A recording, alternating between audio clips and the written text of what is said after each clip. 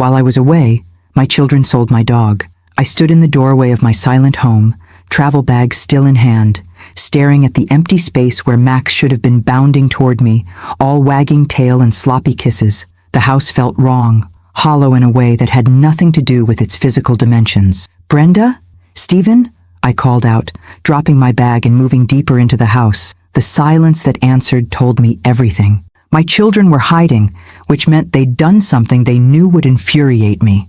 At 55, I'd developed a finely tuned radar for their misbehavior, even now that they were supposedly adults. I found them in the kitchen, huddled at the table like conspirators. Stephen, my 32-year-old son, was nursing a beer despite it being barely noon. Brenda, 29 and still sporting the effortless beauty that had always made things too easy for her, was fidgeting with her phone, refusing to meet my eyes. "Where's Max?" I asked, though I already knew the answer from the guilty flush creeping up Stephen's neck. They exchanged a look, the same one they'd been sharing since they were children caught raiding the cookie jar. "Mom," Brenda started, her voice honey-sweet in that way that always preceded bad news.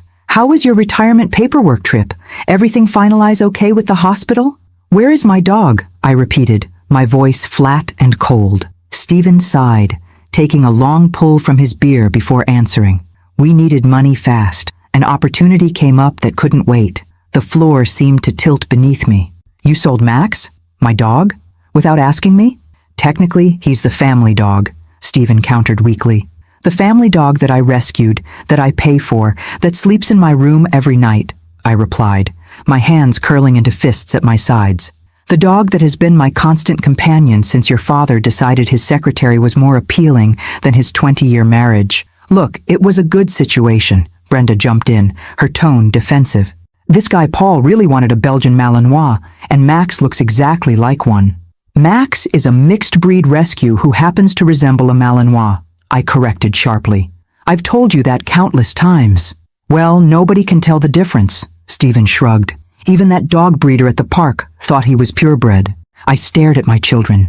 These strangers who had somehow emerged from my body, who I had raised alone after their father abandoned us, who I had supported through college and beyond, who I had allowed to move back home temporarily during their latest financial setbacks. These people who had sold the being who loved me most in the world without a second thought. "How much?" I asked quietly. Another exchanged glance. "8,000, Stephen admitted, a note of pride in his voice. The guy was desperate for a Malinois. $8,000. That's what they'd valued Max at. That's what they'd valued my heart at.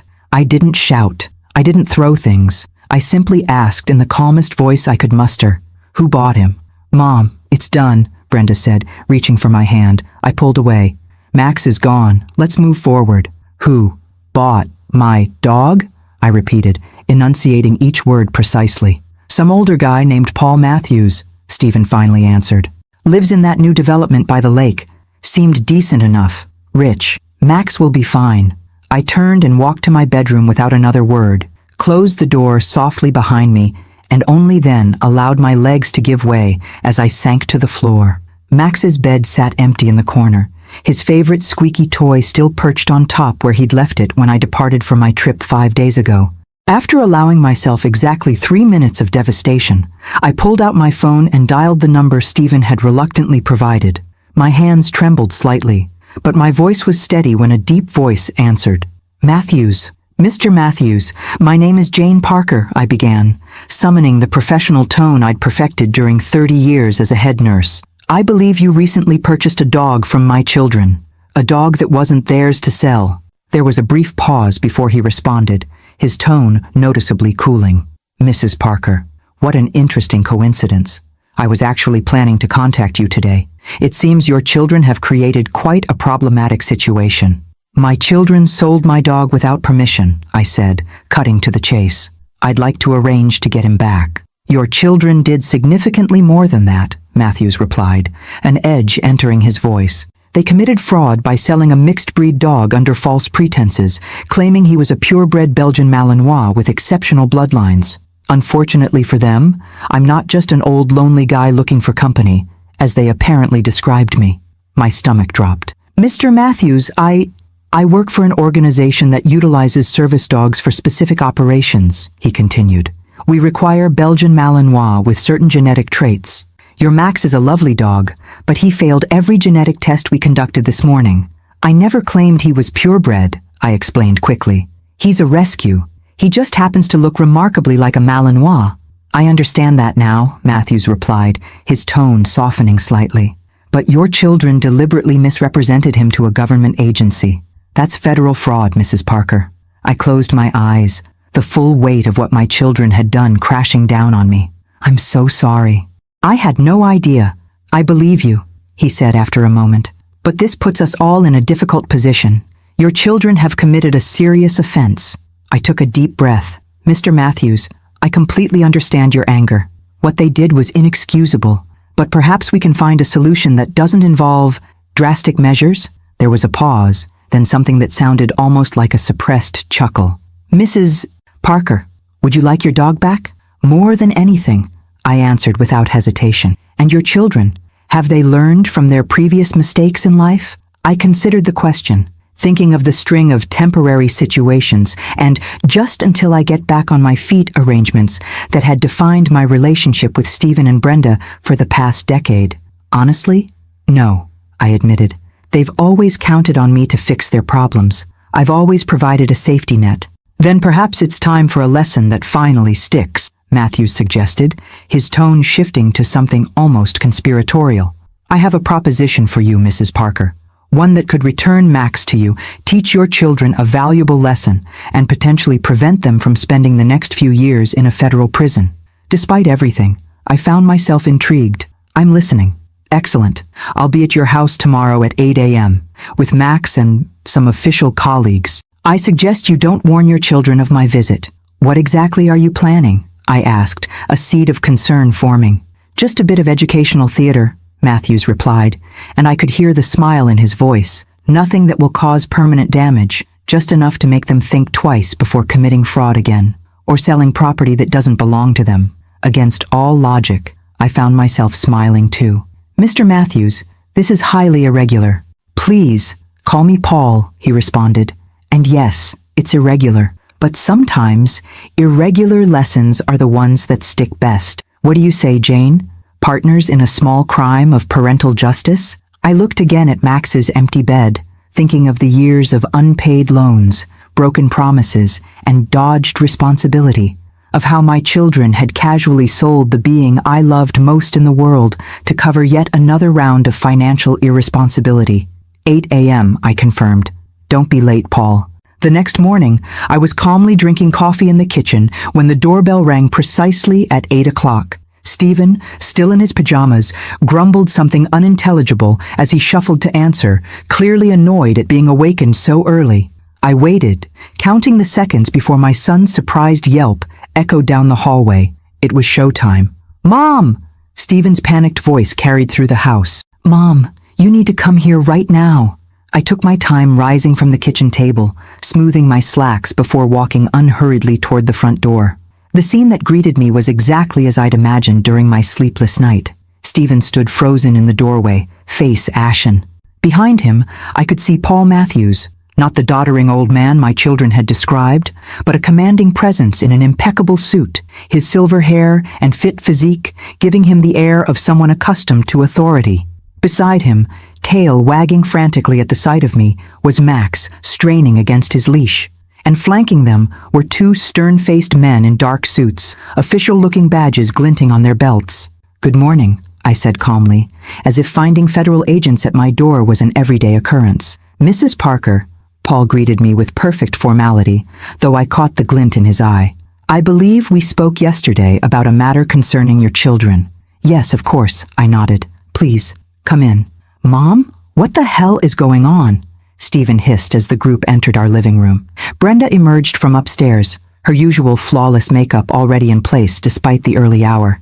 She stopped mid-step when she saw our visitors, her eyes widening in alarm. Mr. and Miss Parker, one of the suited men began, his voice clipped and official. I'm Agent Wilson, and this is Agent Cooper. We're here investigating a case of fraud against a federal agency. Fraud? Brenda squeaked, her hand flying to her throat. What are you talking about? Paul stepped forward, maintaining his grip on Max's leash despite the dog's eager attempts to reach me. 2 days ago, you sold this dog to me, representing him as a purebred Belgian Malinois suitable for specialized work. You charged $8,000 for what you claimed was a dog with excellent bloodlines and perfect working temperament. It was just a figure of speech, Stephen stammered. Everyone exaggerates when they're selling stuff. When everyone exaggerates, Mr. Parker, Paul replied coldly. They typically don't do so to a federal program related to national security. Each dog in our program undergoes complete genetic testing before training begins. Your exaggeration resulted in wasted resources, personnel time, and potentially compromised our operational schedule. Oh my God, Brenda murmured, sinking onto the nearest chair. The money is the least of your concerns, Agent Cooper interjected. Fraud against the federal government, especially involving security programs, is a serious offense. We're talking about potential charges carrying sentences of up to 5 years in federal prison. Prison? Stephen's voice cracked like a teenager's. I watched the color drain from my children's faces, fighting to maintain my own neutral expression. Paul and his agents were remarkably convincing, stern and authoritative without being over the top, serious without veering into caricature. You need to understand the gravity of what you've done, Paul continued, his voice dropping to an almost educational tone. Our dogs are essential to operations I can't detail here. The detection work we perform can mean the difference between safety and catastrophe.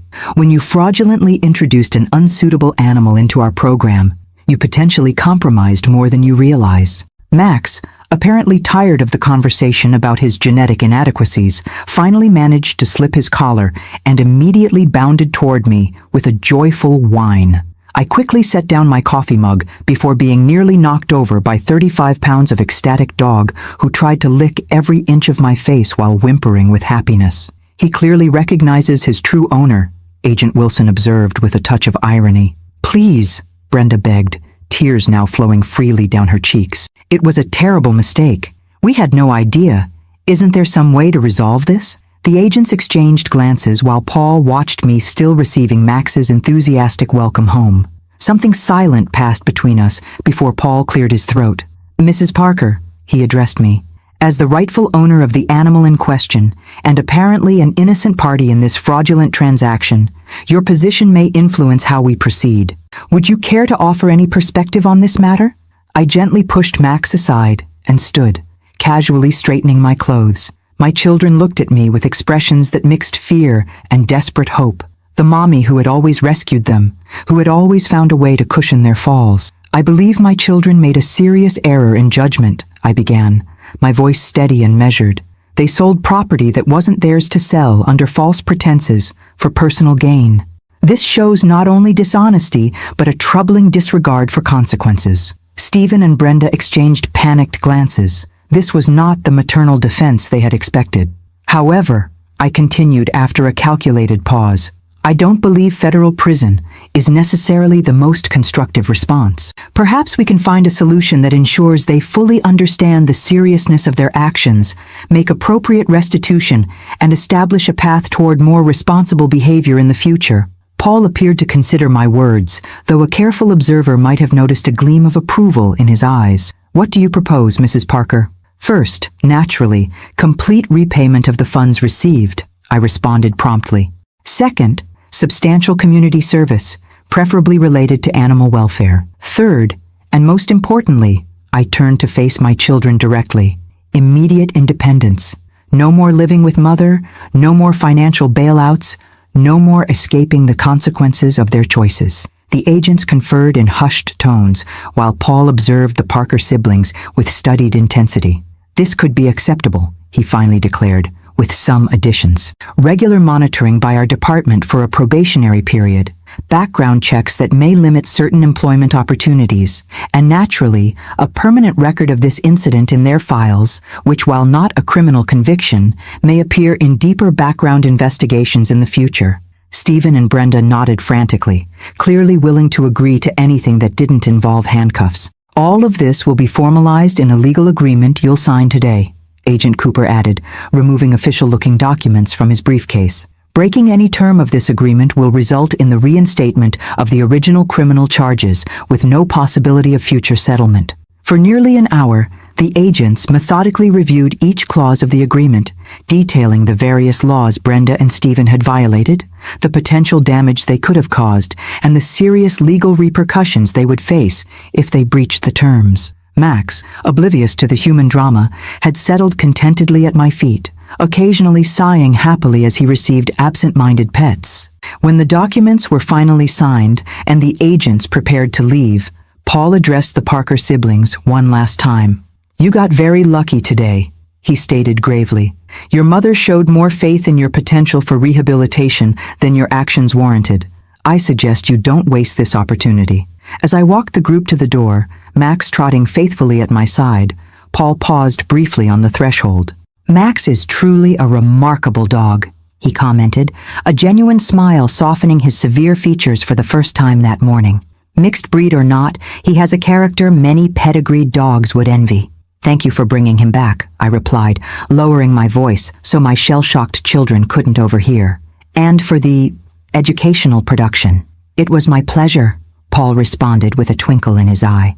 "Your children learned a valuable lesson today, and well, let's say it was a refreshing change from my normal routine. Perhaps we could discuss the outcome of this educational exercise in a more relaxed setting. Dinner, perhaps?" An unexpected warmth crept up my neck. "That would be nice."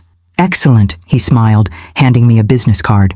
"My personal number is on the back, and if your children ever question the seriousness of what happened today, they won't," I assured him with a knowing smile. "Fear has done its work. The rest is up to me." When the door closed, I returned to the living room where Stephen and Brenda remained seated in stunned silence. Max settled again at my feet as if he'd never been away. "Mom," Brenda finally spoke, her voice small and shaky. "We almost went to federal prison." "Yes," I agreed calmly. "You almost did. Why didn't you tell us you'd spoken to him yesterday?" Stephen asked accusingly. "We could have prepared or concocted more lies," I finished, my tone still calm but with a new hardness that made them both flinch. "Run away? Continued believing your actions have no consequences?" Stephen opened his mouth to argue, but Brenda placed a hand on his arm, silencing him. "You're right," she admitted, suddenly looking much younger and more vulnerable, without her usual mask of bored sophistication.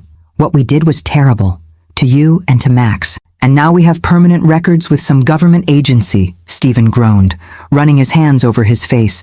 "My career is ruined before it even started." I observed my children for a long moment, seeing them clearly for the first time in years, not as the kids I'd protected after the divorce, but as adults who had become specialists in avoiding responsibility. "The agreement you signed," I finally said, "gives you 1 month to vacate this house. I suggest you start looking for your own place immediately." "But Mom," Stephen began to protest. "No," I interrupted, my voice surprisingly firm. "This is non-negotiable. I love you both more than I can express, but this chapter ends now. You sold my dog for quick cash, with no regard for my feelings or his well-being. If I can trust you so little under my own roof, then it's time we establish a new dynamic." To my surprise, there were no further arguments, just silent nods as the reality of their new situation began to sink in. Later that night, after my children had gone upstairs, Brenda to research affordable apartments online, Stephen to update his resume for the first time in months, I sat on the sofa with Max comfortably nestled against me. The dog seemed to have decided he wouldn't let me out of his sight anytime soon, following me from room to room like an anxious, furry shadow. My phone vibrated with a message. Unknown number. "Dinner tomorrow night to celebrate our successful operation? I know a great restaurant that allows well-behaved dogs on their outdoor patio. I think we made a good team. Besides, Max clearly misses you, though it was a pleasure caring for him for a day. Paul." I smiled, an unexpected warmth spreading in my chest as I stroked Max's soft ears. The last time I'd been on a date was more than 3 years ago. A disaster arranged by Brenda with a friend's cool uncle who had spent the entire evening talking about his ex-wife. I looked down at Max, who returned my gaze with that expression of unconditional canine adoration. "What do you think, boy?" I asked, scratching his favorite spot behind the ears. "Should we give Mr. Matthews a chance?" Max answered with a short, decisive bark that made me laugh. "I'd love to," I replied, feeling something like butterflies in my stomach for the first time in years. "Max and I will be waiting." Looking at my faithful companion, now safely back where he belonged, I reflected on the strange paths life sometimes took. My children had made a terrible mistake, but perhaps, just maybe, it would end up being a turning point for all of us. And who could say? Perhaps the man who had helped teach my children such a necessary lesson might bring a new dimension to my newly emancipated life. After all, any man who understood the value of a rescue dog, purebred or not, already had points in his favor. Max sighed contentedly, closing his eyes as he rested his head on my lap. Tomorrow would bring new challenges, but for now, all was right in our world again. I woke the next morning to Max's warm weight pressed against my side, his rhythmic breathing a comforting reminder that he was truly home. For a moment, I simply lay there, absorbing the reality that I'd reclaimed not just my dog, but something more essential, my self-respect. The house was quiet. Stephen typically slept until noon, and Brenda was likely avoiding me, still processing the shock of yesterday's confrontation. I slipped out of bed, Max immediately alert and following as I headed for the kitchen. "Good morning," Brenda's voice startled me. She sat at the kitchen table, already dressed and nursing a cup of coffee. Dark circles under her eyes suggested she hadn't slept much. "You're up early," I observed, moving to the coffee maker. "Couldn't sleep," she admitted. "Mom, we need to talk about what happened yesterday." I poured my coffee and sat across from her. Max settled between us, his head resting on my foot, as if afraid I might disappear again. "I'm listening." Brenda stared into her mug for a long moment. "I'm sorry," she finally said, her voice small. "What we did was unforgivable." "Yes, it was," I agreed, not rushing to ease her discomfort. "Are you really kicking us out?" she asked, eyes lifting to meet mine. "After everything you've done for us?" "I'm not kicking you out," I corrected. "I'm establishing boundaries that should have been in place years ago. You're 29, Brenda. Stephen is 32. Living with your mother should be a temporary emergency measure, not a lifestyle." "But we're family," she protested weakly. "Yes, we are. And that's why this has to change." I leaned forward, holding her gaze. "I've enabled you both for too long. After your father left, I was so afraid of failing you that I overcompensated. I've been your safety net, your ATM, and your maid for years. It ends now." Tears filled her eyes. "I don't know if I can make it on my own. I've never tried," I finished for her. "That's the problem, Brenda. You're smarter and more capable than you give yourself credit for. But as long as I continue catching you every time you stumble, you'll never discover what you're truly capable of." She wiped at her eyes, leaving streaks of mascara across her cheeks. "What about Stephen? He's worse off than I am." "Stephen will figure it out too," I said firmly. "He has a degree in computer science that he's never properly used because it's always been easier to borrow money from me than pursue a challenging career." The sound of shuffling footsteps announced my son's arrival. He paused in the doorway, eyes narrowing suspiciously at our serious expressions. "What's going on?" "Mom was just reiterating that we're moving out," Brenda informed him, a new resignation in her voice. "That federal agent stuff was just a bluff," Stephen protested, heading for the coffee pot. "You can't seriously be making us leave over a mistake." I felt Max tense against my foot, sensing my change in mood. "A mistake?" I repeated, my voice dangerously quiet. "You stole and sold my dog, Stephen. You lied to a stranger about Max's breeding to get more money. You betrayed my trust in the most fundamental way possible." "We were desperate," he exclaimed, throwing his hands up. "I owed some guys money. They were threatening to—" "I don't want to hear it," I interrupted. "Whatever the reason, you chose to solve your problem by creating a much bigger one for me. That's what you've both been doing for years. Your emergencies always become my emergencies. Your poor choices always become my burden to fix." Stephen slammed his mug down. "So you're just washing your hands of us?" "Great parenting, Mom." "No, Stephen," I replied calmly. "Great parenting would have been setting these boundaries years ago. I failed you both by making everything too easy, by never letting you face the natural consequences of your actions. And now you're making up for lost time," he snorted derisively. "Now I'm correcting my mistake," I agreed. 1 month, that's generous, considering what you did. You'll find new places to live, new jobs if necessary, and new ways to manage your finances that don't involve using me as a safety net. And if we can't, he challenged. "You will," I said with more confidence than I felt. "Because you have to. That's how adulthood works for most people." The kitchen fell silent, except for the soft thump of Max's tail against the floor. Finally, Brenda stood up. "I'm going to call Jessica," she announced. "Her roommate moved out last month. Maybe she's still looking for someone to split the rent." The shock on Stephen's face at his sister's capitulation would have been comical under different circumstances. "You're actually going along with this?" he asked incredulously. Brenda shrugged. "What choice do we have? We screwed up, Stephen. Big time. And honestly, maybe Mom's right. Maybe it's time we figured out how to stand on our own feet." As she left the kitchen, Stephen glared at me, his expression a mixture of betrayal and fear. "This isn't fair. Neither was selling Max," I replied simply. "Actions have consequences, Stephen.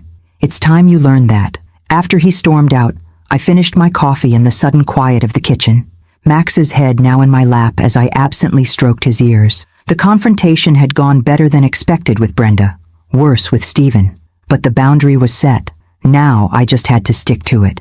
My phone chimed with a text message. "Confirming dinner tonight? The Riverside Grill at 7? They have an excellent patio where Max will be welcome. Paul." I smiled, despite the emotional weight of the morning. "We'll be there. Looking forward to it. Jane." I spent the rest of the day giving Max extra attention, making up for our separation with long walks and his favorite treats. The dog seemed determined not to let me out of his sight, following so closely that I nearly tripped over him several times. At 6:30, I stood before my closet, suddenly paralyzed by indecision. What does one wear to dinner with a man who helped orchestrate a fake federal investigation to teach your adult children a lesson? It had been so long since I'd been on a proper date that I felt like a teenager again, filled with nervous anticipation. I finally settled on a simple blue dress I hadn't worn in years, surprised to find it still fit perfectly. Casual, but elegant, appropriate for an outdoor restaurant without looking like I was trying too hard. "What do you think?" I asked Max, who sat watching me get ready with his head tilted inquisitively. "Too much?" He gave a soft woof that I chose to interpret as approval.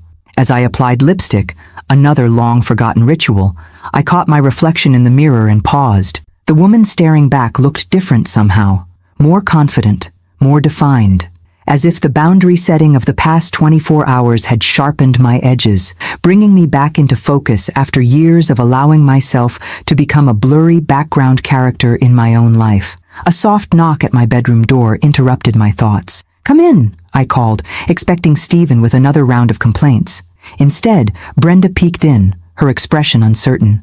"Wow, Mom, you look really pretty." "Thank you," I replied, surprised by the compliment. She stepped into the room, fidgeting with the sleeve of her sweater.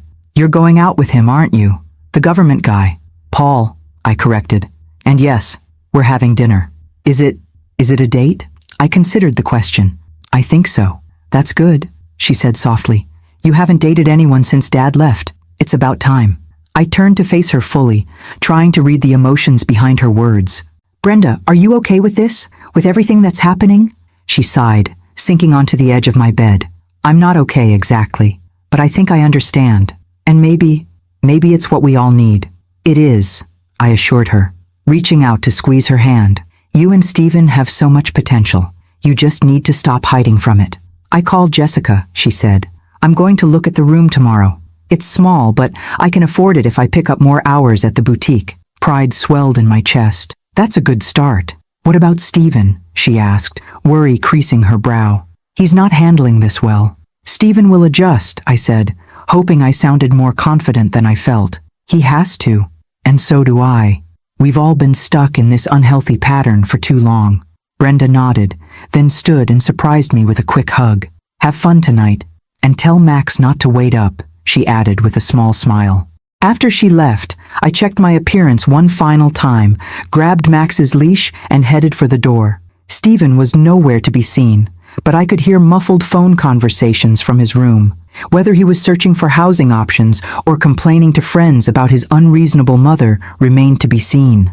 As Max and I drove toward the restaurant, I felt a strange mixture of guilt, determination, and something that felt suspiciously like excitement. For the first time in longer than I could remember, I was putting myself first, not just in going on this date, but in reclaiming my home, my boundaries, and my life. Max sat in the passenger seat, his head occasionally turning to confirm I was still there. I reached over to scratch behind his ears. "It's a new chapter for all of us, boy," I told him. "Let's see where it leads." I arrived at the Riverside Grill precisely at 7, a punctuality habit ingrained from decades of hospital shifts. Max sat obediently at my side as we waited by the entrance, his tail sweeping the ground each time the door opened in anticipation of meeting our dinner companion. The restaurant overlooked the river that divided our town, its spacious stone patio dotted with heat lamps to ward off the early spring chill. A few other patrons had brought their dogs, which reassured me that Max would be welcome. Jane. I turned at the sound of my name and found Paul Matthews approaching from the parking lot. Without his stern federal agent persona, he looked different, more approachable in dark jeans and a navy blazer, though no less distinguished. "You look lovely," he said, his eyes crinkling at the corners when he smiled. The compliment felt rusty on my ears after so many years of being invisible. "Thank you," I replied, suddenly aware of how long it had been since I'd been on a proper date. Max and I were just admiring the view. At the sound of his name, Max perked up, tail wagging furiously as he recognized his temporary caretaker. To my surprise, he greeted Paul with almost as much enthusiasm as he'd shown me. "He seems to have forgiven me for my part in your little family drama," Paul chuckled, kneeling to scratch behind Max's ears. "Exactly the right spot," I noticed. "You two bonded during his brief stay?" "We did," Paul confirmed, straightening up. "He's an exceptional dog. You've trained him beautifully." The hostess guided us to a corner table on the patio with a commanding view of the river. Max settled contently under the table, his head resting on my foot, in what had become his new habit since returning home. "I must admit," Paul said once we were seated, "yesterday's performance was one of the more unusual uses of my professional background." "And what exactly is that background?" I asked, realizing I knew almost nothing about this man beyond his theatrical federal agent impression. 22 years with the FBI, he replied, watching my expression carefully. "I retired last year and now consult for a private security firm that does work with service dogs. So while I've never actually arrested anyone for canine-related fraud, I wasn't entirely acting yesterday." I nearly choked on my water. "You really were a federal agent?" "Special agent, Counterintelligence Division," he confirmed with a slight smile. "Those colleagues of mine weren't agents, though, just friends from the security firm who enjoyed playing their roles a bit too enthusiastically." "So you could have actually arrested my children?" I said slowly, processing this new information. Paul's expression grew more serious. Technically, what they did could qualify as fraud, but it would have been a minor case that likely wouldn't have resulted in charges. The possibility of 5 years in prison was an embellishment for educational purposes. "Thank God," I murmured, though part of me felt Stephen and Brenda deserved the fear they'd experienced. "I'm still wrapping my head around you being an actual FBI agent." "Former agent," he corrected, "though old habits die hard, as you saw yesterday. Once you've spent 2 decades reading people, building cases, and conducting interviews, you tend to approach every situation a certain way." "My including dinner with a woman you barely know?" His eyes met mine, warm with amusement. "Especially then. Occupational hazard, I'm afraid. I've probably already noticed 15 things about you that most people would miss." "Such as?" I challenged, oddly intrigued rather than unsettled. "You're left-handed but use your right hand for certain tasks," he observed. "You've worked in medicine, nursing specifically, evidenced by the way you scanned the restaurant for sanitation issues when we sat down and the slight callus pattern on your hands from frequent washing. You've been divorced for, I'd guess, around 10 years, and you haven't been on a date in quite some time." I stared at him, caught between impressed and unnerved. "That's remarkably accurate, though it's been 12 years since the divorce." "I was close," he shrugged. "Your turn." "My turn to what?" "To tell me what you've observed about me. Everyone notices things. Most people just don't consciously process them." I studied him carefully, accepting the challenge. "You've been divorced too, no wedding ring, but the tan line is still faintly visible. You have a dog of your own based on the hair pattern on your jeans that doesn't match Max's coloring. You're organized to the point of being slightly obsessive, judging by how you rearrange the silverware and condiments as soon as we sat down. And," I hesitated, then decided to take a risk, "you're lonely." His eyebrows rose slightly. "What makes you say that?" "The way you interacted with Max, not just friendly but genuinely connected. Most people pat dogs. You engaged with him. And the fact that you went through all that trouble yesterday, the fake investigation, the theater of it all, suggests you don't mind going out of your way to help a stranger with a family problem. People who are fully satisfied with their own lives rarely get that involved in others' dramas. For a moment, I worried I'd overstepped, but then he laughed, a genuine, unguarded sound. Touché, Jane. Maybe you missed your calling as an investigator. Our conversation flowed easily after that, through dinner and dessert, touching on our careers, our lives post-divorce, and eventually circling back to the events that had brought us together. I have to ask, I said as we lingered over coffee, why did you agree to return Max to me without a fight? You'd paid a considerable sum for him. Paul's expression softened as he glanced down at Max, who had remained a perfect gentleman throughout the meal. Several reasons. First, it was clear from your call that you genuinely loved him, while your children were just using him as a convenient ATM.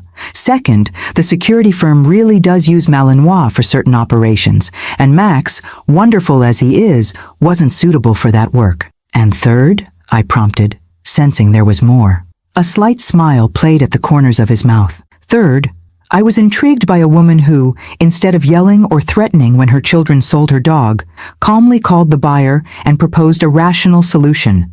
That showed a level of composure I've rarely encountered. Trust me, I did my yelling after we hung up, I admitted, into a pillow so they wouldn't hear. Still, you controlled your reaction when it mattered. He leaned forward slightly. That's rare, Jane. Most people let emotions dictate their actions, especially in crises. Years of emergency room nursing, I explained. You learn to compartmentalize, or you don't survive the job. As the evening wound down, Paul insisted on walking Max and me to my car. The night had grown chilly, and I shivered slightly in my light dress. Here, he said, slipping off his blazer and draping it over my shoulders before I could protest. The gesture was so old-fashioned, so courteous, that it momentarily left me speechless. Thank you, I managed finally, inhaling the subtle scent of his cologne from the fabric, for the jacket, and for dinner, and for yesterday. My pleasure, he replied, his voice lower in the darkness, though I hope our future interactions won't require elaborate sting operations. Future interactions? I echoed, my heart doing a ridiculous little flutter. I'd very much like to see you again, Jane, he said simply. Without a federal investigation as pretext, without Max as intermediary, though he's welcome to join us. We'd reached my car, and I turned to face him, still wrapped in his blazer. Max sat patiently beside us, looking from one human to the other, as if following a tennis match. I'd like that too, I admitted.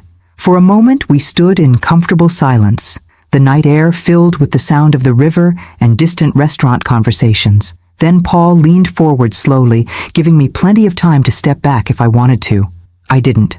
His kiss was gentle, questioning rather than demanding. When we separated, I was grateful for the dim parking lot lighting that hid the blush I could feel warming my cheeks. I should get home, I said reluctantly. I have a feeling tomorrow will bring another round of negotiations with Stephen. Of course, Paul nodded. May I call you tomorrow? I'd be disappointed if you didn't, I replied, surprised by my own boldness. As Max and I drove home, I found myself smiling at nothing in particular. 12 years since my divorce, and I'd finally had a date that didn't feel like an obligation or a disaster.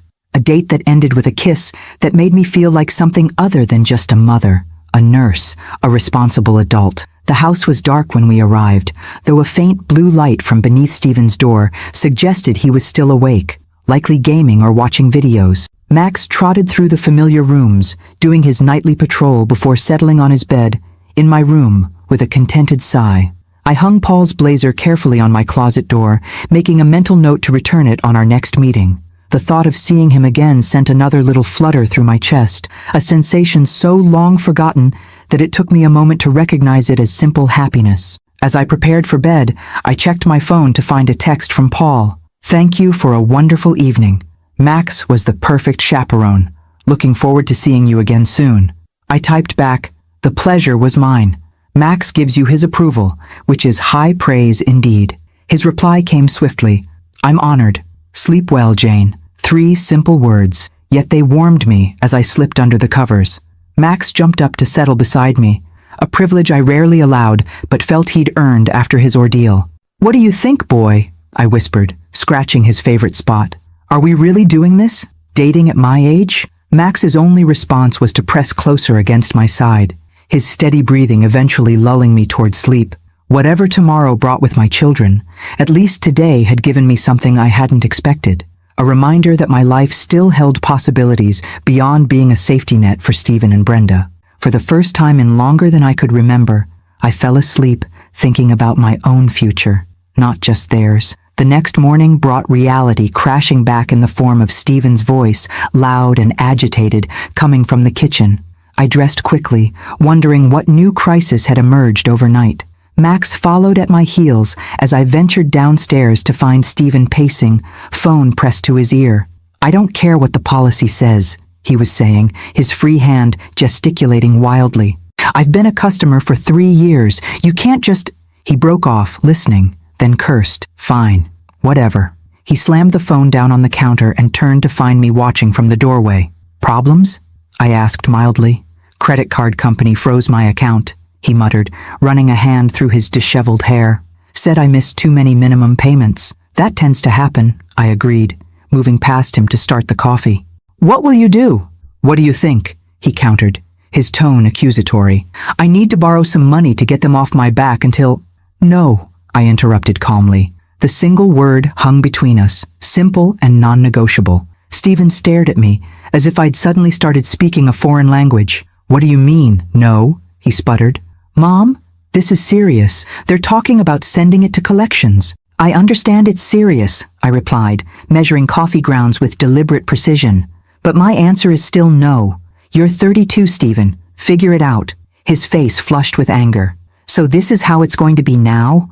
I make one mistake." "Selling my dog wasn't one mistake," I corrected him, keeping my voice level despite the anger flaring in my chest. "It was the final straw after years of mistakes that I've covered for you. And now you're experiencing what happens when there's no safety net. This is about that Matthews guy, isn't it?" Stephen's voice turned bitter. "You have one date and suddenly you're a different person." I turned to face him fully. "This has nothing to do with Paul. This is about me finally setting the boundaries I should have established years ago. Your financial problems are exactly that. Yours." "Unbelievable," he muttered. "My own mother." "Yes, your mother," I agreed. "Not your bank, not your personal assistant, not your maid. Your mother who loves you enough to stop enabling behavior that's hurting you in the long run." He stormed out without another word, stomping up the stairs like the teenager he still resembled in so many ways. I sighed, pouring my coffee and settling at the kitchen table, Max resting his head on my knee sympathetically. My phone buzzed with a text from Paul. "Good morning. Hope I'm not texting too early. Wondering if you and Max might join me for a walk by the lake this afternoon?" Despite the confrontation with Stephen, I found myself smiling as I typed back, "Not too early at all. A walk sounds perfect. 2 p.m. His response came quickly. 2 p.m. it is. Looking forward to it. A throat cleared in the doorway, and I looked up to find Brenda watching me, an expression somewhere between amusement and concern on her face. "You're smiling at your phone," she observed, moving to pour herself coffee. "Must be the government man." "Paul," I corrected automatically. "And yes, we're going for a walk this afternoon." Brenda sat across from me, studying my face with uncharacteristic intensity. "You really like him, don't you?" "It's just a walk, Brenda." "Mm-hmm," she hummed disbelievingly. "That's why you're glowing like a teenager with her first crush." I felt my cheeks warm. "Don't be ridiculous." "I'm not judging," she assured me, reaching over to pat Max's head. "It's nice to see you interested in something besides work and, well, us." The admission surprised me. "I didn't realize you'd noticed." "Of course I noticed," she replied, looking slightly offended. "I'm self-absorbed, Mom, not blind. You've been on autopilot for years. Everything about you, your job, your schedule, your entire life, has revolved around supporting Stephen and me." "That's what mothers do," I said, though the justification sounded hollow even to my own ears. "To an extent," Brenda agreed, "but there's a difference between supporting your children and subjugating your entire existence to them, especially when the children are supposedly adults." I stared at her, momentarily speechless. When had my daughter developed this level of self-awareness? "Anyway," she continued, taking a sip of coffee, "I'm going to look at Jessica's place today, and I talked to my manager about increasing my hours at the boutique. She said if I can commit to a regular schedule, she might consider an assistant manager position. Brenda, that's wonderful, I said, genuinely pleased. I didn't know you were interested in retail management. She shrugged, but I caught the flicker of pride in her eyes. It's not what I pictured doing with my marketing degree, but it's a start, and I actually enjoy it when I'm not treating it as just a way to fund my social life. Have you told your brother about these plans? Her expression clouded. I tried, but he's in full victim mode. Says we should be sticking together against your unreasonable demands. She made air quotes around the last two words. I think he expected me to join his rebellion. And you're not going to? No, she said simply. This is long overdue, Mom, for all of us, including Stephen, even if he can't see it yet. I reached across the table and squeezed her hand, unexpected emotion tightening my throat. When did you get so wise? I've always been wise, she replied with a flash of her old self-confidence. I just chose to ignore my wisdom when it was more convenient to let you solve all my problems. After she left to get ready for her apartment viewing, I sat finishing my coffee, Max still leaning against my leg as if afraid I might disappear again. The conversation with Brenda had left me feeling both hopeful and uncertain, pleased by her apparent maturity, yet worried about Stephen's continued resistance. By the time I left to meet Paul, Stephen still hadn't emerged from his room, though I could hear him on the phone again, his tone alternating between charm and desperation as he presumably worked his way through his list of friends who might bail him out. I left a note telling him I'd be back later, though I doubted he'd care where I was going or who I was with. The lakeside park was crowded with weekend visitors enjoying the spring sunshine. I spotted Paul immediately, standing near the water's edge, hands in his pockets as he gazed across the lake. He turned as Max and I approached, his face lighting with a smile that made my pulse quicken embarrassingly. You found me, he said, bending to greet Max before straightening to meet my eyes. FBI training at work, I joked. Suspect located approximately 50 yards from the designated meeting point, displaying conspicuous behavioral patterns. He laughed, the sound warm in the afternoon air. Clearly, I need to work on my evasion techniques. We began walking along the lakeside path, Max trotting happily between us, occasionally stopping to investigate interesting scents or receive admiring pats from passing children. The conversation flowed easily, touching on everything from books we'd recently read to childhood memories of family vacations. How are things at home? Paul asked after a while. Any fallout from our little operation? I sighed, filling him in on Brenda's apparent transformation and Stephen's continued resistance. I'm worried about him, I admitted.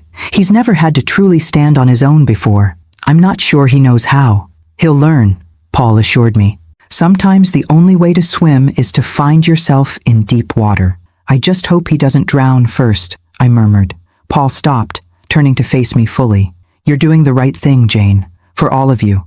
It's not easy, but it's necessary. I know, I said, surprising myself with the certainty in my voice. It's just, they've been my whole world for so long, especially after the divorce. I poured everything into being there for them, into making sure they never felt the abandonment their father inflicted. And in the process, you abandoned yourself, Paul observed gently. The words hit with unexpected force, laying bare a truth I'd never fully acknowledged. I had abandoned myself. My needs, my desires, my identity separate from motherhood. Yes, I whispered, throat tight. I suppose I did. Paul reached out, taking my hand in his. Maybe it's time to find yourself again. Max chose that moment to bark excitedly at a passing squirrel, lunging forward and nearly pulling me off balance. Paul steadied me, his hand warm against my back, and we both laughed at the dog's single-minded focus on the retreating rodent. Sorry about that, I apologized as Max calmed down. He has strong opinions about squirrels. A dog of discerning tastes, Paul nodded seriously, though his eyes twinkled with amusement. Shall we continue? There's a nice cafe around the bend that serves excellent lemonade and allows dogs on their terrace. As we walked on, his hand found mine again, our fingers intertwining with comfortable familiarity. I couldn't remember the last time I'd held hands with someone, and the simple contact felt both foreign and essential, like rediscovering a forgotten pleasure. At the cafe, we claimed a table overlooking the water, Max settling contentedly at our feet. Paul insisted on paying for our drinks, despite my protests. You can get the next one, he said, and the casual implication that there would be many more outings warmed me more than the spring sunshine. "Tell me something you've always wanted to do but haven't," he said after our lemonades arrived. I considered the question, realizing how rarely I thought about my own desires anymore. "Travel," I finally answered. "I've never been out of the country. Always planned to go to Italy someday, but then life happened. Kids, career, divorce." "Italy is beautiful," Paul nodded. "I spent 6 months in Rome on assignment early in my career. The food alone is worth the trip." "You've traveled a lot?" I asked, genuinely curious about his life before I knew him. "Nature of the job," he confirmed, though mostly to places the average tourist would avoid. But after retirement, I took myself on a proper vacation. No badge, no gun, no responsibilities beyond deciding which wine to have with dinner. "That sounds wonderful," I said, trying to imagine a life where my biggest concern was wine selection. "It was," he agreed, "and it could be for you too now. Italy is still there, waiting for you to discover it." The suggestion lingered between us, tantalizing in its possibilities. What was stopping me now? My children were adults, I had retirement savings, and for the first time in decades, no one depended on me for their daily survival. Even Max could be boarded, or the thought came unbidden. Perhaps Paul would watch him again. "Maybe," I said, allowing myself to contemplate the possibility. "Once everything settles down with Stephen and Brenda." Paul's eyes held mine.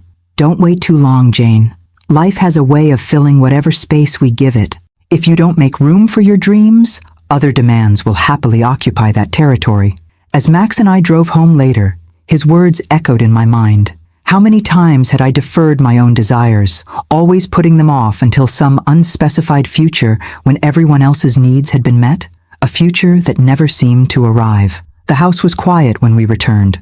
A note from Brenda on the counter informing me she'd be back late. She was having dinner with Jessica to discuss the apartment. No sign of Stephen, though his car was still in the driveway.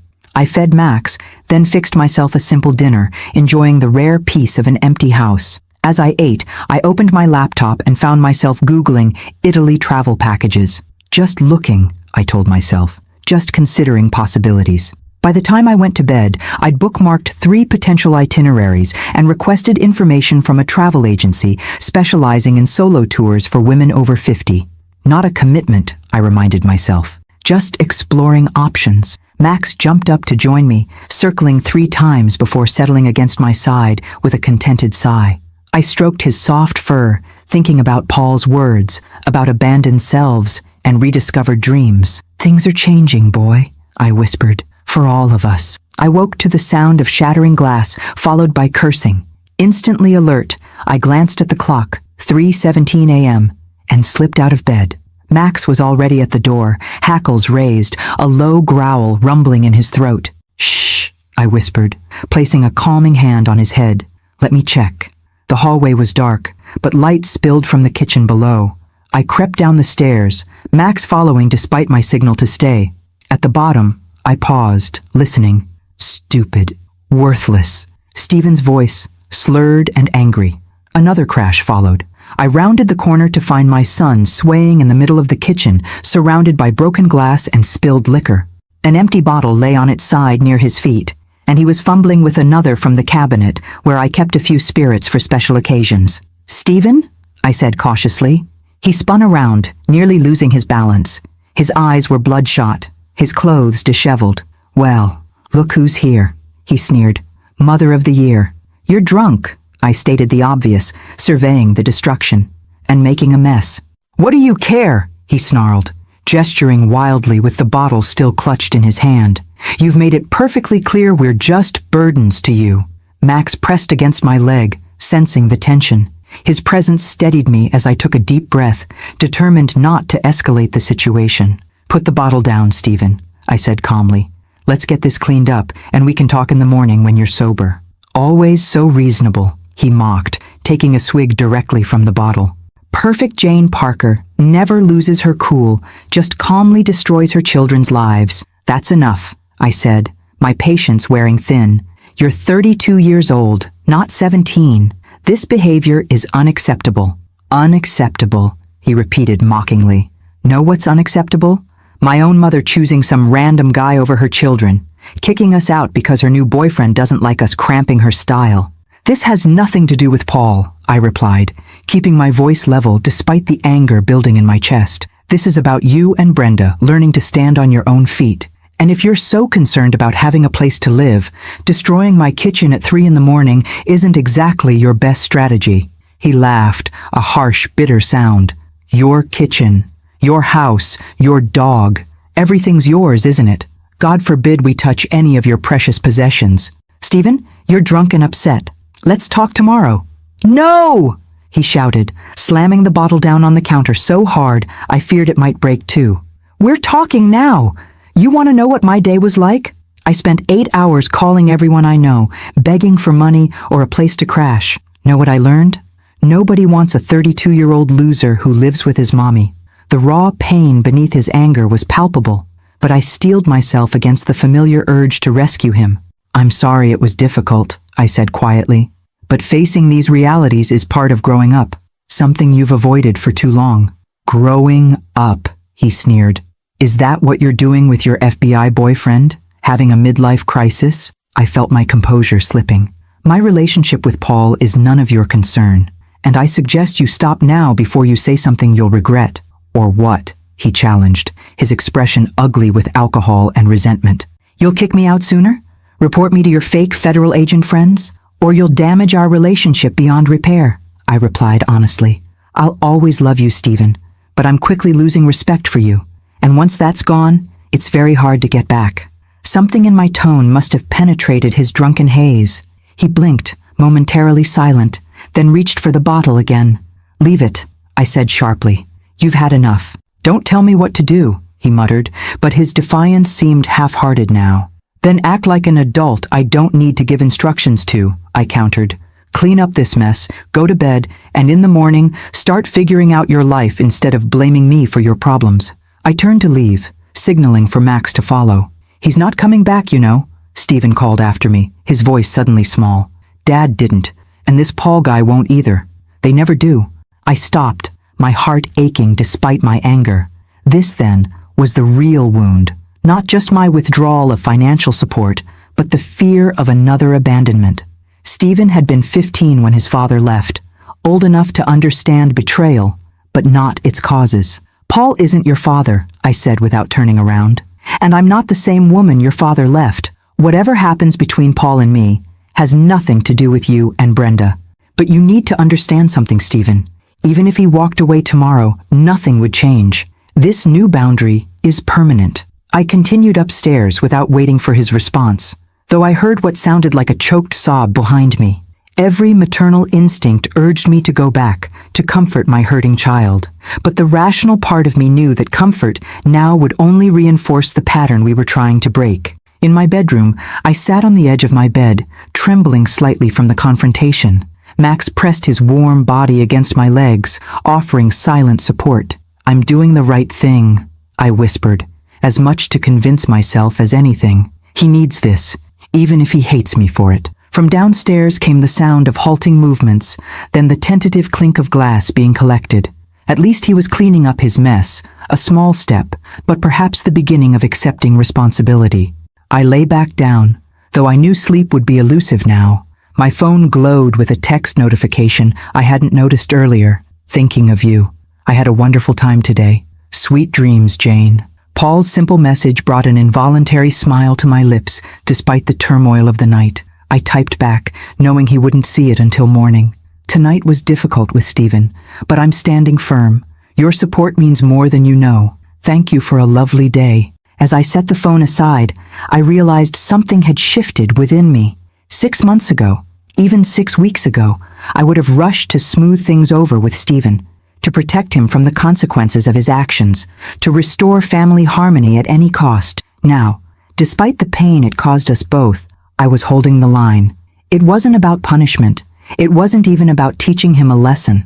It was about finally acknowledging that the greatest disservice I could do my children was to prevent them from experiencing the natural outcomes of their choices, both good and bad. Max settled beside me with a soft huff, his solid presence reassuring. Whatever the morning brought, whatever challenges lay ahead with Stephen and Brenda, I wasn't facing them alone anymore. I had my faithful dog, a new relationship full of possibility, and most importantly, a growing sense of my own worth beyond motherhood. For now, that would have to be enough. Morning brought a silent, tense house. I found the kitchen spotless, evidence that Stephen had eventually cleaned his mess, but there was no sign of my son. His bedroom door remained firmly shut when I passed it, no sounds emerging to indicate whether he was awake or still sleeping off his night of drinking. Max followed me downstairs, his nails clicking on the hardwood as I made coffee and contemplated the day ahead. I had the late shift at the hospital tomorrow. My final week before retirement officially began. The thought brought a mixture of relief and anxiety. 30 years of structured purpose coming to an end, leaving me to define my own priorities for the first time since college. Brenda appeared around 10, looking unusually cheerful despite the early hour. "Morning," she greeted, heading straight for the coffee pot. "You look tired. Everything okay?" "Your brother had a rough night," I answered diplomatically. "How was dinner with Jessica?" "Great." She perched on a stool at the counter, clutching her mug. "I'm taking the room. It's small, but the rent's reasonable, and it's close to the boutique. I can move in next weekend." "That's wonderful, Brenda," I said, genuinely pleased by her initiative. "I'm proud of you," she smiled, the simple praise clearly meaningful to her. "Thanks. I know this hasn't been easy for any of us, but I think it's going to be good, for all of us." "I hope so," I agreed, though thoughts of Stephen's drunken rage gave me pause. "Have you heard from your government man today?" she asked, changing the subject with a teasing glint in her eye. "His name is Paul, and yes, we texted this morning," I admitted, feeling oddly shy discussing my dating life with my daughter. "He's invited me to dinner at his place tomorrow night." "Ooh, home-cooked meal." Brenda waggled her eyebrows suggestively. "Things are getting serious." I rolled my eyes, though I couldn't suppress a smile. "It's just dinner, Brenda." "If you say so," she sang, clearly unconvinced. "What are you wearing?" "I haven't thought about it yet," I admitted. "Well, you should," she declared, suddenly all business. "First time at his place is a statement opportunity.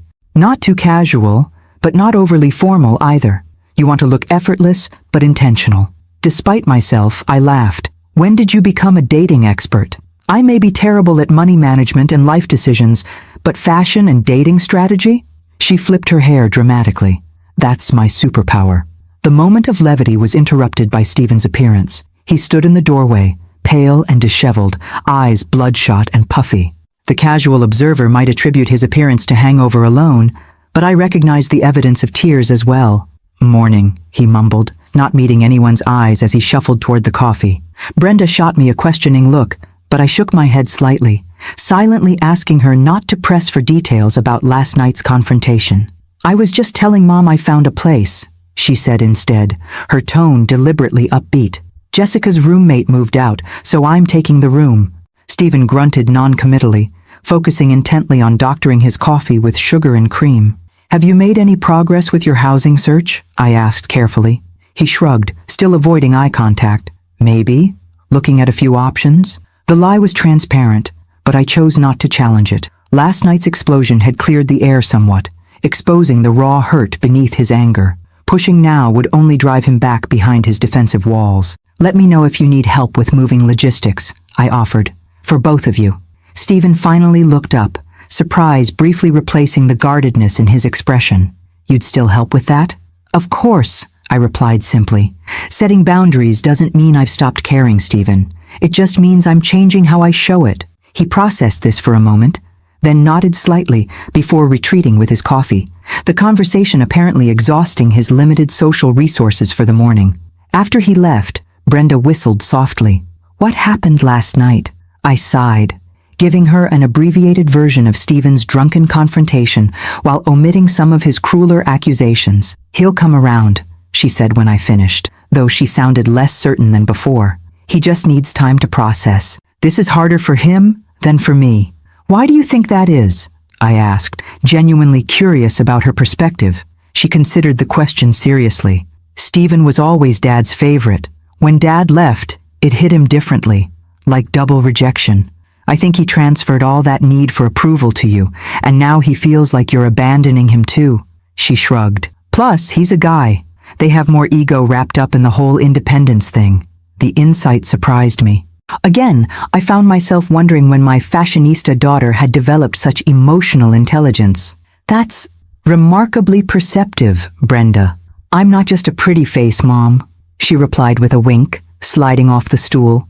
Now, about tomorrow's outfit for your date. The rest of the day passed uneventfully. Stephen remained in his room, emerging only for bathroom breaks and to forage for food.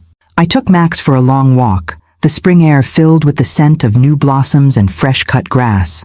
Paul texted several times, casual, warm messages that made me smile like a schoolgirl with her first crush. By evening, I found myself in front of my closet, evaluating options for tomorrow's dinner at Paul's house, with Brenda offering commentary from her perch on my bed.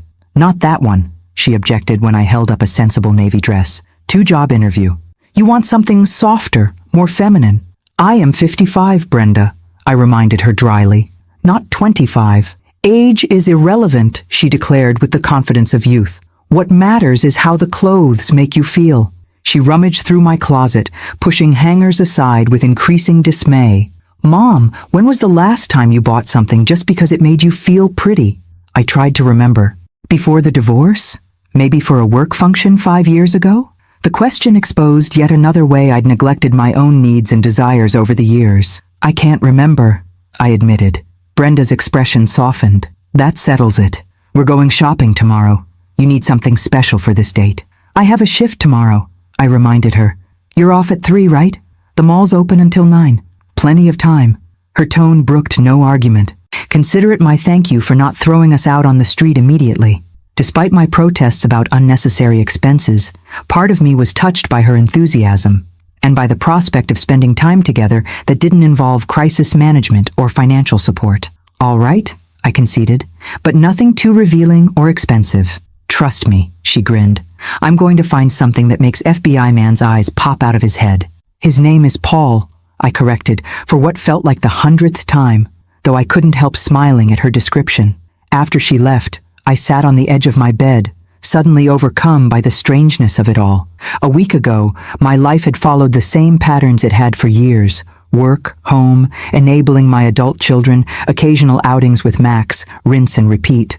Now everything was shifting. My relationship with Stephen and Brenda, my impending retirement, my unexpected connection with Paul. Max jumped up beside me, resting his head on my knee as if sensing my tumultuous thoughts.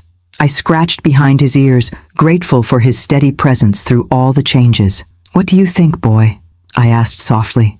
Is it possible to rewrite your life at 55? He looked up at me with complete confidence in his soulful eyes, and I chose to interpret his gentle woof as an affirmative. Perhaps this was the silver lining to my children's betrayal in selling Max, not just his safe return, but the cascade of changes it had triggered. Without that catalyst, I might have continued in my comfortable rut indefinitely, watching life pass by while I focused solely on others' needs. Now, for the first time in decades, I was contemplating my own desires, my own future, and surprisingly, despite the tension with Stephen and the uncertainty ahead, I felt more alive than I had in years. The shopping expedition with Brenda proved surprisingly enjoyable. After my final shift at the hospital, a bittersweet 6 hours of goodbyes and well wishes from colleagues I'd worked alongside for decades, I met my daughter at the mall, feeling oddly nervous about the whole enterprise. Relax, Mom, Brenda said, linking her arm through mine as we navigated the crowded corridors. This is supposed to be fun, not a root canal. I haven't shopped for date clothes in 15 years, I reminded her. I'm not even sure what's appropriate anymore.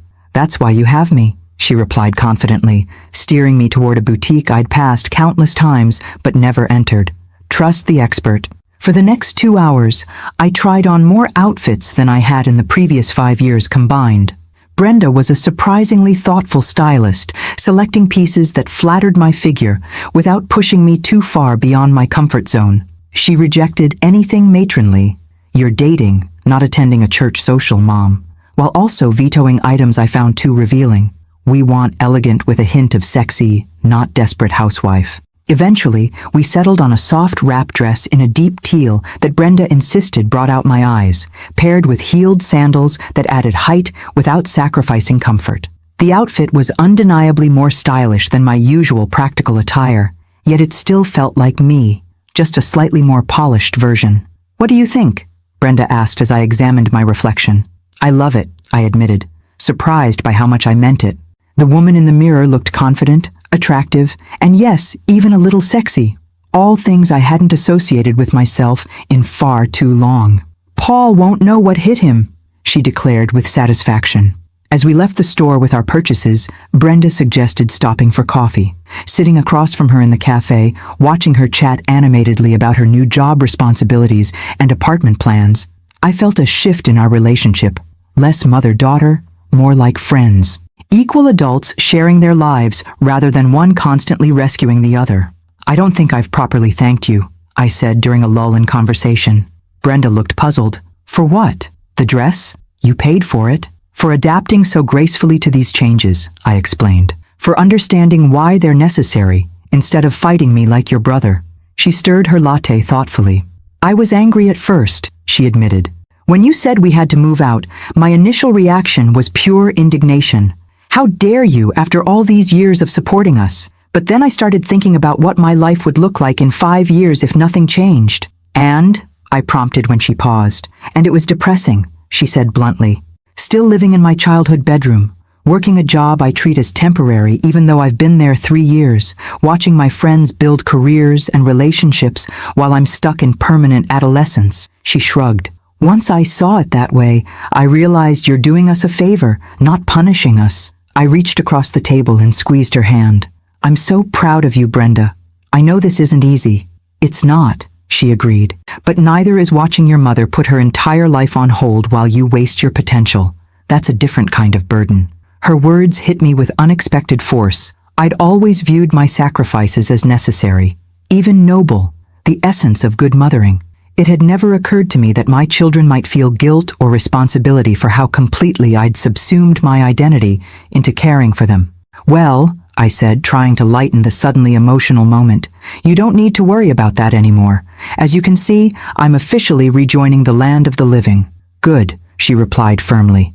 You deserve it, Mom. You've given us everything. It's your turn now. By the time we arrived home, laden with shopping bags and takeout for dinner, I felt closer to my daughter than I had in years. Stephen's car was gone from the driveway, a small relief given my nervousness about the evening ahead. He's probably at Ryan's, Brenda surmised when I mentioned his absence. They've been gaming buddies forever. Ryan has a spare room in his apartment. That might be Stephen's best option if he can swallow his pride enough to ask. I nodded, hoping she was right. Despite his resistance, I wanted Stephen to land on his feet just as Brenda was doing. The point wasn't to punish him, but to launch him into the independent adulthood he'd been avoiding. Later, as I prepared for my date with perhaps more care than I'd taken with my appearance in a decade, I found myself humming, an unconscious expression of happiness that caught me by surprise. Max watched from his spot on the bed, head tilted in curious observation. What do you think? I asked, turning to give him the full effect of the new dress and the subtle makeup Brenda had insisted on applying for me. Max's tail thumped enthusiastically against the comforter. I'll take that as approval, I laughed, bending to ruffle his ears. Now remember, you're staying with Brenda tonight. Be a good boy for her. After one final check in the mirror, I headed downstairs where Brenda waited to give her assessment. Wow, Mom, she said, eyes widening appreciatively. You look amazing. Not too much? I asked, suddenly self-conscious. Perfect, she assured me. Sophisticated but approachable. The dress was definitely the right choice. The drive to Paul's house gave me time to battle my nerves. It had been so long since I'd been on a proper date, let alone one at a man's home. What if I'd misread his interest? What if the conversation faltered without the buffer of a public setting? Paul lived in a neat craftsman-style house in one of the older neighborhoods near downtown. As I pulled into his driveway, I took a deep breath, reminding myself that I was a grown woman, not a teenager on her first date. He opened the door before I could knock, greeting me with a warm smile that immediately calmed my nerves. Jane, he said, his eyes taking in my appearance with undisguised appreciation. You look beautiful. Thank you, I replied, pleased by his reaction. Something smells wonderful. I promised a home-cooked meal, he said, ushering me inside. I hope you like Italian. The interior of his home reflected its owner. Tasteful, well-organized, with subtle touches of warmth that softened the bachelor aesthetic. Books lined the walls of the living room, interspersed with framed photographs and what appeared to be artifacts from his travels. A large German shepherd rose from his bed by the fireplace, approaching to inspect me with dignified curiosity. "This is Rex," Paul introduced. "Rex, this is Jane, Max's person." I offered my hand for the dog to sniff, smiling when he gave it a gentle lick of approval. "It's nice to meet you, Rex. Max sends his regards." "He's usually more reserved with visitors," Paul observed, as Rex settled contentedly beside me when I sat on the sofa. "You must have the touch." "Dogs can sense dog people," I replied, scratching behind Rex's ears the way I knew most canines appreciated. "He's beautiful." "And knows it," Paul chuckled. "Can I get you a glass of wine? Dinner's almost ready." The evening unfolded with the same easy comfort we'd established on our previous outings. Paul was an excellent cook, the pasta dish he'd prepared rivaling anything I'd had in restaurants. The conversation flowed naturally, covering everything from books we'd enjoyed to his FBI career to my nursing experiences. "So tomorrow's officially your first day of retirement," he noted as we lingered over tiramisu. "How does it feel?" "Surreal," I admitted. 30 years of structure suddenly gone. "I'm not entirely sure what comes next. That's the beauty of it," he said, refilling our wine glasses. "You get to decide. No more schedule dictated by hospital shifts or your children's needs, just pure possibility."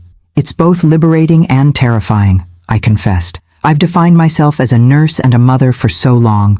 Without those roles, who am I?" Paul's expression grew thoughtful. "That's the most exciting question of all, isn't it? Who is Jane Parker when she's simply herself? Who is Jane Parker when she's simply herself?" Paul's question lingered in the air between us, profound in its simplicity. I took a sip of wine, considering how to answer. "I'm not sure I know anymore," I admitted. "I've spent so many years being what everyone else needed that I've lost track of my own desires." Paul reached across the table, his hand covering mine. "Then perhaps that's your first retirement project, rediscovering Jane." His touch sent a pleasant warmth through me that had nothing to do with the wine. "Any suggestions on where to start? What did you dream about before life got in the way?" he asked, his eyes holding mine with genuine interest. What did young Jane Parker want before she became a nurse, a wife, a mother? The question transported me back decades, to a younger version of myself with ambitions I'd almost forgotten. "I wanted to travel," I said slowly, "to see places I'd only read about in books. I wanted to learn photography, not just snapshots, but real artistic expression." Paul nodded encouragingly. "What else?" "I wanted to volunteer with a wildlife rehabilitation center," I continued, memories surfacing like bubbles in still water. "I've always connected with animals, but nursing humans took precedence." "Those all sound like dreams that are still very much within reach," Paul observed. "They do, don't they?" I smiled, feeling a spark of excitement at possibilities I hadn't considered in years. "What about you? Did retired life match your expectations?" "Not at first," he admitted. "The Bureau had been my identity for so long that I felt rudderless without it. The security consulting work helps, but it took me months to adjust to civilian life. And now? Now I'm learning to appreciate the freedom," he said. "The ability to choose projects that interest me, to travel without checking in with a supervisor, to pursue personal connections." His eyes met mine with unmistakable meaning. The moment hung between us, charged with potential. Then Rex stretched and sighed dramatically at our feet, breaking the tension and making us both laugh. "He has opinions about the pacing of this relationship," Paul chuckled, standing to clear our dessert plates. "Come on, I want to show you something." He led me through the house to a back door that opened onto a small but immaculately maintained garden. Solar lanterns illuminated a stone path winding through flowering shrubs and carefully placed perennials. At the center stood a wooden bench facing a small pond where water lilies floated serenely on the surface. "This is beautiful," I breathed, taking in the peaceful sanctuary.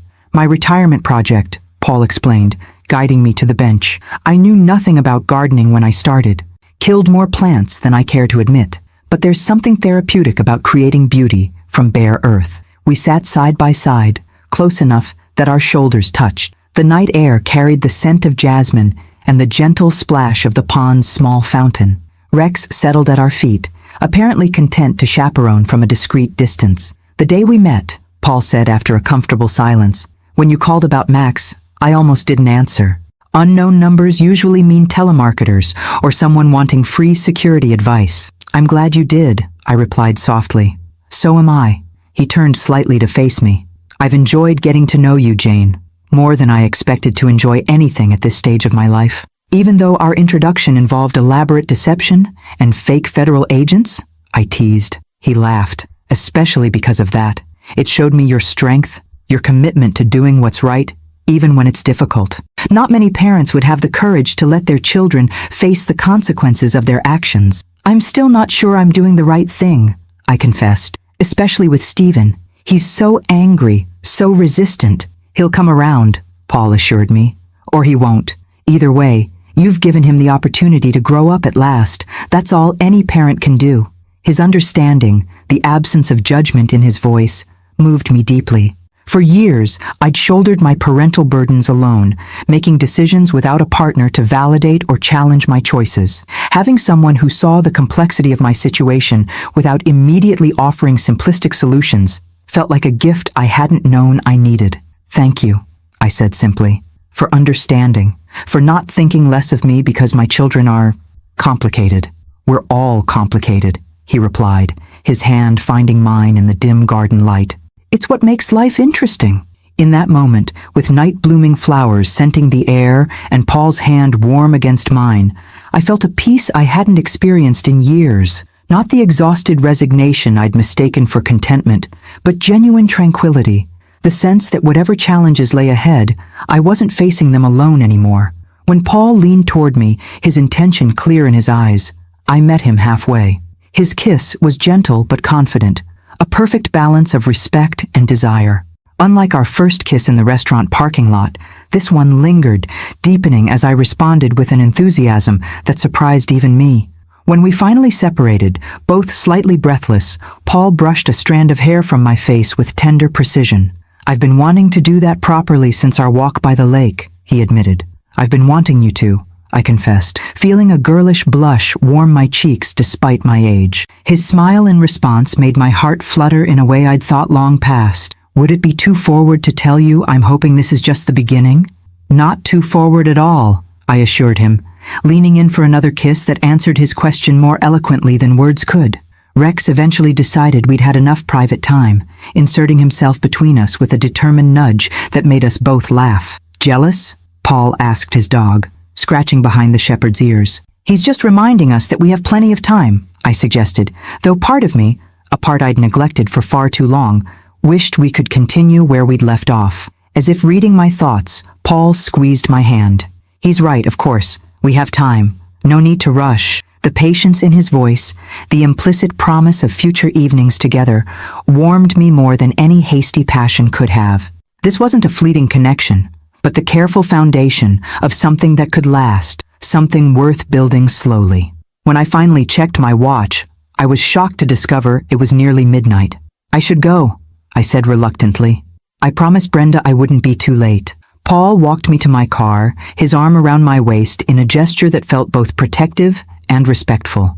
At the driver's door, he kissed me once more, briefly, but with enough intensity to leave me slightly dazed. I had a wonderful evening, he said, opening my door. So did I replied, surprised by how inadequate the words seemed to express the significance of what had transpired between us. As I drove home through the quiet streets, I felt like a different woman than the one who had left the house hours earlier. Brenda had been right about the dress, but the transformation went deeper than appearance. Something had awakened in me tonight, not just desire, though that was certainly part of it, but a sense of my own worth beyond the roles I played for others. For the first time in longer than I could remember, I was excited about what tomorrow might bring. Not just the next date with Paul, but all the tomorrows stretching before me. Days I could fill with my own choices, my own rediscovered dreams. Arriving home, I found the house dark except for a single lamp in the living room. A note from Brenda on the counter informed me that Max had been a perfect gentleman and was now asleep in my room. Stephen's car was in the driveway, but his room was dark and silent, either already asleep or pretending to be to avoid conversation. I moved quietly through the house, not wanting to disturb either of my children. In my bedroom, Max lifted his head from my pillow, tail thumping in sleepy welcome. I changed and completed my nighttime routine, then slipped into bed beside him, my mind still replaying moments from the evening. "I think I'm in trouble, boy," I whispered, stroking his soft fur. "The good kind of trouble." He sighed contentedly and settled against me, seemingly unconcerned about the complexities of human relationships. As always, his uncomplicated affection grounded me, a reminder that love in its purest form was simple. It was people who made it complicated. Tomorrow would bring new challenges: Stephen's continued resistance, Brenda's impending move, the vast open territory of retirement.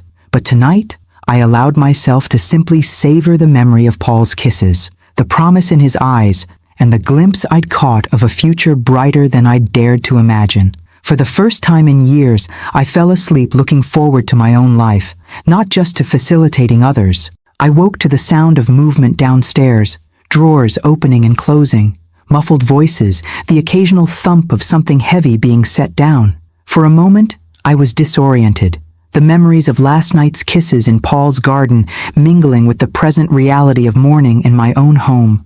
Max was already alert, his head cocked toward my bedroom door as he listened to the activity below. I checked the clock. 7:30 a.m., unusually early for either of my children to be so active.